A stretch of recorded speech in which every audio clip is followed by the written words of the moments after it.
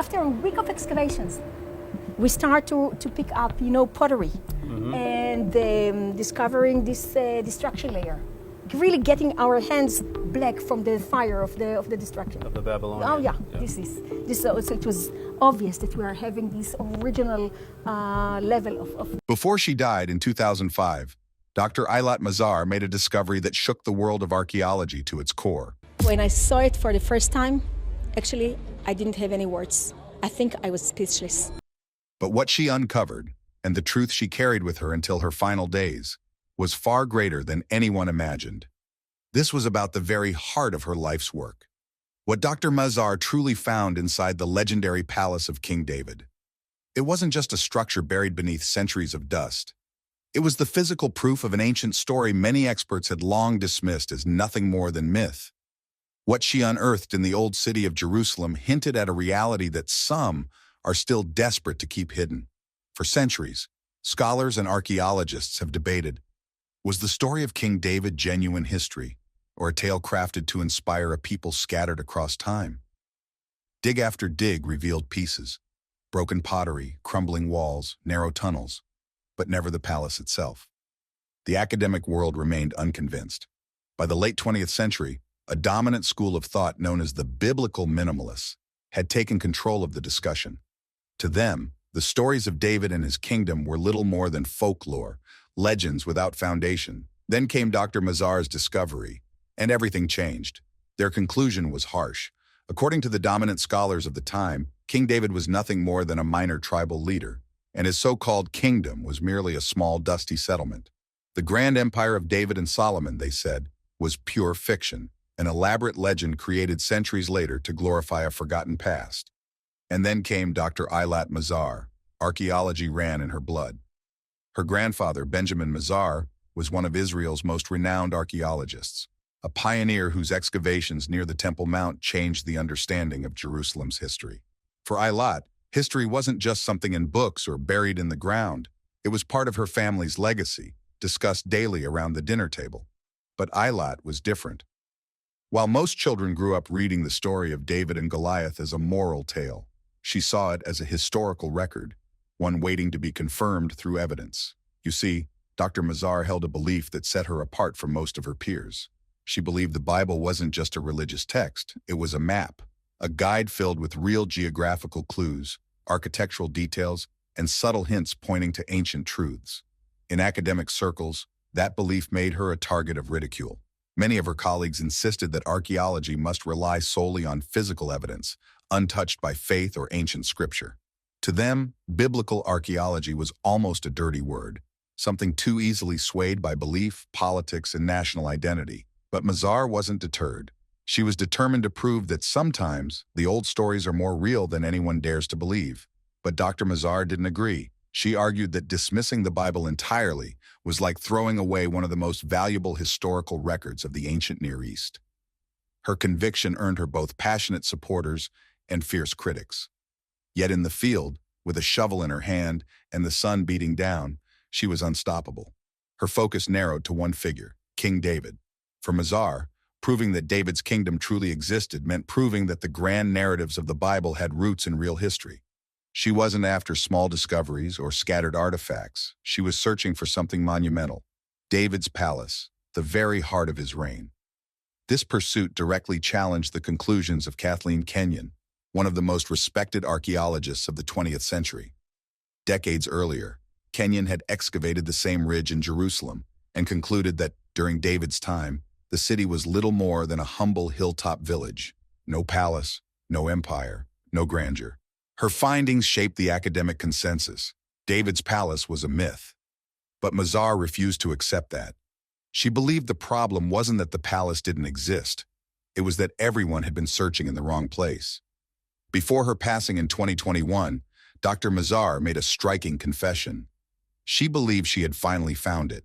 Beneath the ancient layers of Jerusalem, she uncovered massive stone walls, clay seals stamped with names straight from the Bible, and fortifications that perfectly matched the biblical descriptions of David's stronghold. To some, she was a visionary who dared to follow the clues others ignored. To others, she was chasing shadows. But what she uncovered may be the closest humanity has ever come to proving that the legendary kingdom of David was real. And through it all, Mazar held on to what she called her secret weapon. A single verse from the Bible, one she believed was the key to finding everything. David's footprint begins to take shape. For decades, archaeologists searched the city of David, hoping to uncover traces of a royal palace. Excavations were launched, theories rose and fell, but nothing conclusive ever appeared. Many eventually gave up the search, but not Dr. Eilat Mazar. She believed everyone had missed something obvious. Her inspiration didn't come from inscriptions or fragments of pottery. It came from a single verse in the Bible. In the second book of Samuel, chapter 5, it reads, "And Hiram, king of Tyre, sent messengers to David, along with cedar trees, carpenters, and stonemasons. And they built David a house to most." This was just poetic language. But to Mazar, it was a detailed architectural clue, a blueprint hidden in plain sight. That one verse revealed three crucial insights. First, David's palace was built with cedar wood, a Phoenician luxury material not native to Israel. Second, the builders were skilled craftsmen from Tyre, meaning the construction was large-scale and sophisticated. And third, the event was significant enough to be recorded in Israel's central historical text, suggesting it was no ordinary building. It was monumental. As Mazar pointed out, Phoenician builders didn't travel hundreds of miles to construct a simple dwelling. They built for kings. That verse alone convinced her that David's palace was real. The only question left was, where? Mazar believed the answer lay on the city's highest and most strategic point, the ridge linking the city of David to the Temple Mount. There stood an enormous man-made terrace known as the stepped stone structure, a towering formation over 65 feet high, made of massive stones stacked deep into the hillside. For years, archaeologists argued about its purpose. Some dismissed it as just a retaining wall, but the Bible mentions something called the Millo, a great supporting structure that both David and Solomon fortified. To Mazar, the connection was unmistakable. The stepped stone structure and the biblical Millo were one and the same. And if that was true, then David's palace should have stood directly above it. In 2005, she decided to prove it. After securing permission to excavate the area at the top of the structure, she began her dig. While the academic world watched closely, many expecting her to fail. But Mazar didn't care. The scorching Jerusalem summer sun beat down on the hills, but nothing could slow her down. The work was exhausting. Layers of rubble, dust, and the remains of centuries-old homes had to be cleared away inch by inch. Progress came slowly, bucket by bucket, and then something extraordinary began to emerge from beneath the debris. Her team uncovered walls, thick, solid walls, not the kind built for ordinary homes, but massive, expertly cut stone blocks, some measuring more than 10 feet thick. They ran deep into the hillside, outlining a structure unlike anything ever found in the area. This was no simple shepherd's dwelling. This was the architecture of power. The key to dating the find came from the pottery shards buried in the soil next to the walls. These fragments matched the Iron Age, specifically the 10th century BCE, the exact period traditionally linked to King David. The deeper they dug, the more immense the structure appeared. Mazar called it the large stone structure, though she knew in her heart it was something royal. The craftsmanship, the scale, and its commanding position over the city of David all pointed to one conclusion. This was no ordinary building. For the first time, the possibility of a real palace from David's era was no longer just a legend. It was visible in stone. But the real shock came not from the walls, but from the dirt beside them. As the excavation continued, Mazar's team did more than remove soil. They sifted every single bucket of it, using a method called wet sifting. It's slow, meticulous work, washing and inspecting tiny fragments the naked eye could easily miss. And that's when they began to find them. Small, hardened pieces of clay, some no bigger than a fingernail. These were bully, ancient clay seals. In biblical times, people didn't sign documents, they sealed them. A government scribe or official would roll up a papyrus scroll, tie it with string, and press a lump of wet clay over the knot. Then, using a signet ring or personal stamp, they'd press their mark into the clay. When the city was destroyed by fire, the papyrus and string would burn away, but the clay seals would harden, preserving the impression forever, like tiny ceramic time capsules. The team found one, then another, and another. Each seal pulled from the earth was a direct link to the people who once walked those ancient halls. When the team examined the tiny clay seals more closely, they noticed something incredible: ancient Hebrew inscriptions etched into the surface. And the names they spelled out were explosive. One seal read, "Belonging to Jehukal, son of Shelemiah, son of Shovi." Another, "Belonging to Gedaliah, son of Pashur." These weren't random names pulled from obscurity. They were the exact names of two royal officials mentioned in the Bible. In the book of Jeremiah, chapter 38, these were the very men who accused the prophet Jeremiah of treason and threw him into a cistern. Finding even one biblical name would have been remarkable, but finding two officials from the same story in the same location? That was statistically staggering, a direct, physical link between this structure and the royal court described in Scripture. But then came the twist that critics pounced on. The prophet Jeremiah lived in the 6th and 7th centuries BCE, about 400 years after King David. Skeptics seized on this immediately. "See," they argued, "this proves the building isn't David's palace. It's from a later period, belonging to Judah's later kings." It looked like a devastating blow to Mazar's theory, but Mazar wasn't fazed. She countered with a simple, brilliant explanation. "That," she said, "is exactly what we should expect to find. A royal palace isn't built for one king and then abandoned. It serves as the center of power for generations. David may have constructed it in the 10th century BCE, but later rulers, like Hezekiah in the 8th century and Zedekiah in the 7th, would have continued to use the same structure." The seals of Jehukal and Gedaliah weren't out of place.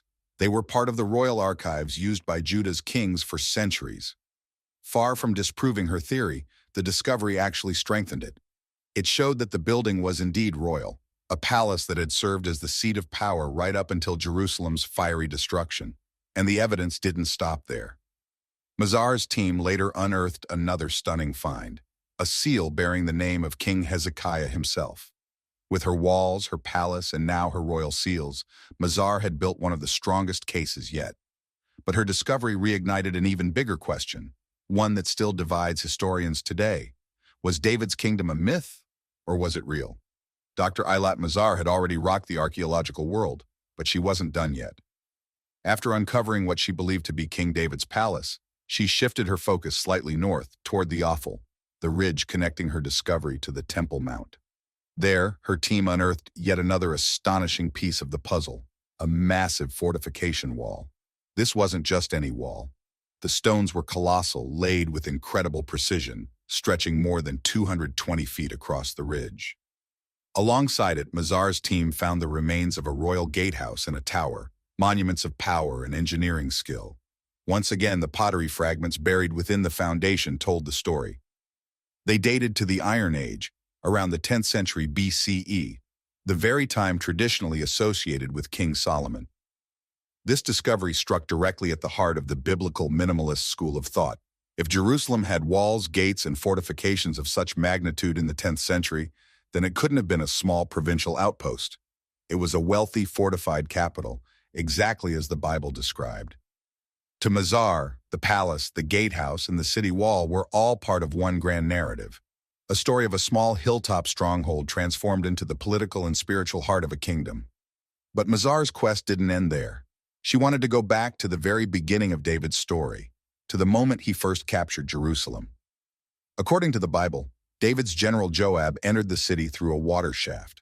For generations, scholars pointed to Warren's shaft, a narrow 52-foot tunnel discovered in the 19th century, as the route.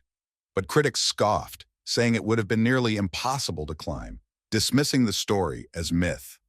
Mazar, however, looked again. She argued that the so-called Fortress of Zion wasn't just one wall, but an entire defensive system surrounding the Gihon Spring, Jerusalem's only source of fresh water. Protecting that spring was vital. It was the lifeline of the city. Her insight was revolutionary. David's men didn't need to climb an impossible tunnel. They only needed to seize the fortifications guarding the water system. Once they controlled that, the city's defenses would collapse, and Jerusalem would be theirs. When Dr. Eilat Mazar passed away in 2021, she left behind a vision of Jerusalem where history and scripture intertwined, where the stones beneath the city told the stories of kings and prophets. Did she truly find King David's palace? Skeptics still argue the evidence is circumstantial. Without an inscription reading, "Welcome to David's Palace," they insist, it remains only a theory. But one thing is undeniable. Mazar changed the conversation. Before her discoveries, many scholars dismissed David as little more than legend. After her, the debate shifted. Not if he existed, but how powerful his kingdom truly was. Her final words weren't a claim of absolute proof, but a statement of faith and conviction. She believed she had uncovered the very heart of David's Jerusalem. And in that belief, she reminded the world of something profound. Sometimes the stories we call legends are built upon the stones still buried beneath our feet. She left behind her truth. But the stones of Jerusalem still hold their secrets. So what do you think? Did Dr. Mazar truly uncover King David's palace, or was she chasing a dream? Let us know in the comments below, and don't forget to like and subscribe for more discoveries that challenge what we think we know about history. Thanks for watching.